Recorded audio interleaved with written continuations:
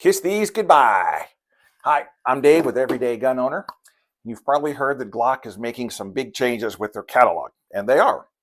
I had a video about that, but YouTube took it down because it violated their policies, so I made this one. More on that later. Now, I know some people are hyped for the new V-Series, and some are skeptical. This isn't just another catalog refresh. Glock is quietly discontinuing a huge chunk of their legacy lineup and replacing them with something that may leave long-term gun owners like you stuck. Now, I've spent 30 years in the firearms world, including 12 as an Army Reserve officer. I've dug deep into the real reason behind this shift, and it's not in their press release. There's a critical catch to this new design that could make decades of trusted aftermarket parts completely obsolete. Now, what's really happening is Glock is retiring a bunch of their older commercial models, mainly the legacy Gen 3, Gen 4, and some of the lesser used calibers, 357 SIG, etc. At the same time, they're rolling out something called the V series. Outside, it looks like a Glock, but inside is where the change is. Now, this isn't random. This is happening because of legal pressure. States, especially California, with their new bill 1127, went after pistols that can be easily converted with illegal switch devices. Glock basically had two choices: stop selling to those markets or redesign the internal workings so they're harder to convert.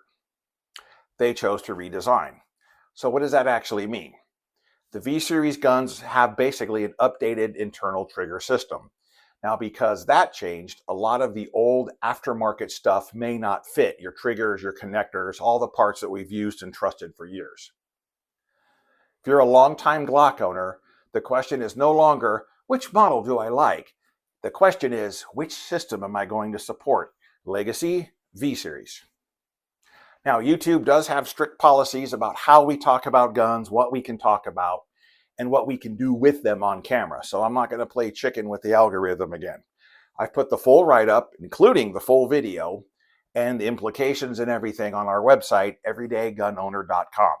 If you look at the upper right-hand corner, you'll see a thing that says Glock News. Click that link. I put it in the description. There's no sign up, no tricks or gimmicks. So if you already own a Glock and care about the long-term parts and support, or if you live in a restrictive state, you're trying to decide between the legacy lineup and the new stuff, head over to everydaygunowner.com. You'll see that Glock News at the top right corner. That's the link you want. I can update the page even if this video disappears. Now, that's it for now. Glock is changing because of legal pressure. The outside is different, but the inside is what's changing, and it does affect your parts. So full details are on the site. In the meantime, I will see you next week. Stay safe and stay smart. Bye.